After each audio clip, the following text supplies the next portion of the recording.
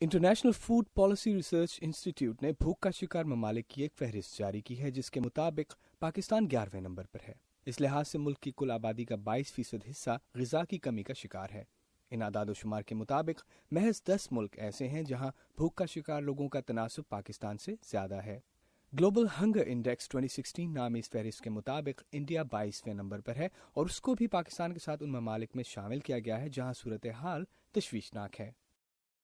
कई तज्जियाकार जनूबी एशिया की इन दो बड़ी और न्यूक्लियर ताकतों के अवाम को दरपेश भूख की सूरत हाल के लिए कमज़ोर तर्ज हुक्मरानी को जिम्मेदार ठहराते हैं। Centre for strategic and international studies से मुंसलिक किम्बरली फ्लाउ भी ऐसे ही तज्जियाकारों में से एक हैं। So you've definitely seen a reduction so that there are less people that are food insecure. वैसे तो आज पाकिस्तान और भारत में पिछले 20 सालों के निस्बत कम अफराद ग़िज़ाई किल्लत का शिकार हैं, लेकिन इसके बावजूद ये आबादी का बहुत बड़ा हिस्सा है। अगर आप ग़िज़ाई किल्लत के असबाब पर नज़र डालें तो तर्ज़ हुक्मरानी यकीनन एक अमर है। इसके अलावा ग़िज़ाई किल्लत का सियासी अदम इस्तेहकाम से भी ताल्लुक है, जैसा कि खुराक की कीमतों में इजाफे से ज़ाहिर होता है।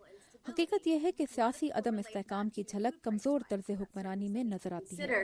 But the truth is that you don't really see political instability unless you also see weak governance. तो इस रिपोर्ट से जनूबी एशियाई ममालिक की तरजीहात के बारे में क्या पता चलता है?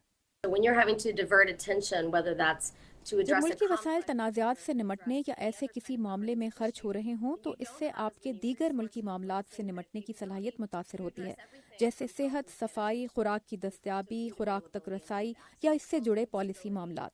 तो यकीनन तनाज़ात ऐसे मुल्की मसाइल से तवज्जो हटने का सबब बनते हैं जिनके बायस ये मसाइल जन्म लेते हैं, खासतौर पर जब ये ममालिक आमदनी में अदम मसावात का शिकार भी हों। especially when there's also economic inequality happening.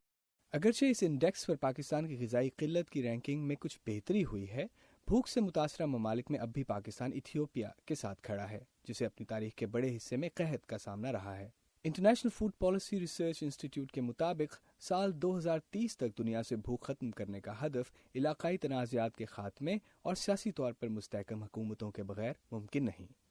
Aman Azhar, Urdu VOA, Washington.